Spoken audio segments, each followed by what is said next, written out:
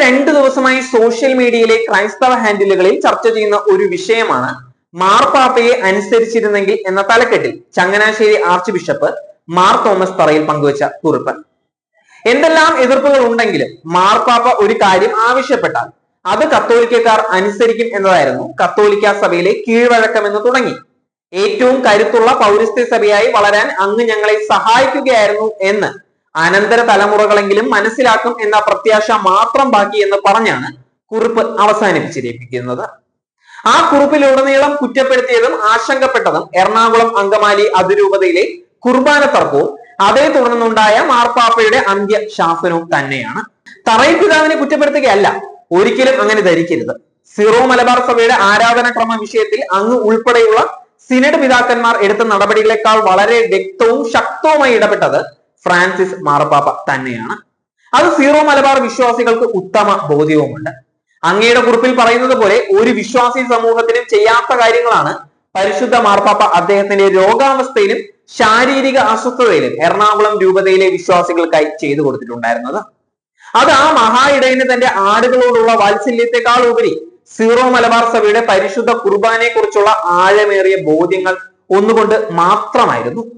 Trade യൂണിയനുകളെ പോലും നാണിപ്പിക്കുന്ന വൈദിക ലഹളക്കാർ മാർപ്പാപ്പയെ എപ്പോഴൊക്കെ ധിക്കരിച്ചിട്ടുണ്ടോ അപ്പോഴൊക്കെ പരിശുദ്ധ സുന്നഹദോസിലെ പല മെത്രാന്മാരുടെയും അകമഴിഞ്ഞ പിന്തുണ അവർക്കുണ്ടായിരുന്നു എന്നുള്ളത് സത്യം തന്നെയല്ലേ? അങ്ങേക്ക് അത് നിഷേധിക്കാൻ പറ്റുമോ? മെത്രാന്മാരുടെയും വൈദികരുടെയും ഈ കൂട്ടുകച്ചവടത്തിൽ പല അൽമായ സഹോദരി സഹോദരന്മാർ പെട്ടുപോയി എന്നതാണ് യഥാർത്ഥത്തിൽ സത്യം.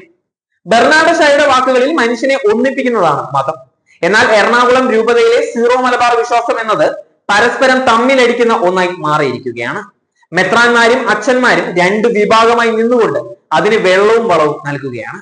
അങ്ങേപ്പോലുള്ള മെത്രാന്മാരുടെ കൈവപ്പ് ശുശ്രൂഷയിലൂടെ പുരോഹിതരായ എറണാകുളം വൈദിക വേഷധാരികൾക്ക് അങ്ങ് ഉൾപ്പെടെയുള്ള മെത്രാന്മാരുള്ള ഉത്തരവുകൾ ടോയ്ലറ്റിലെ ടിഷ്യൂ പേപ്പർ പോലെയാണ് കാണുന്നത് തന്നെ. എന്നിട്ടും അവരെ സഭയിൽ നിലനിർത്തിക്കൊണ്ട് പോവുകയാണ്. സഭാവിശ്വാസികളായ എറണാകുളം രൂപതയിലെ അംഗങ്ങൾക്ക് അവർക്ക് അർഹതപ്പെട്ട സീറോ മലബാർ സഭയുടെ പരിശുദ്ധ കുർബാന നിഷേധിക്കുന്നു. 3 വർഷക്കാലമായിട്ടും മാർപ്പാപ്പയുടെ കൽപ്പന എറണാകുളം രൂപതയിൽ നടപ്പിലാക്കുവാൻ സാധിക്കുന്നുമില്ല. ഇതെല്ലാം കാണുമ്പോൾ സാധാരണ വിശ്വാസികൾ ചിന്തിക്കുന്നത് മാർപ്പാപ്പയെ അനുസരിക്കാത്ത വിമതന്മാർ കാലം ചെയ്ത മാർപ്പാപ്പയുടെ ഫോട്ടോ വെച്ച് ആദരാഞ്ജലി അർപ്പിച്ച് മാർപ്പാപ്പയെ അനാദരിക്കുന്നു.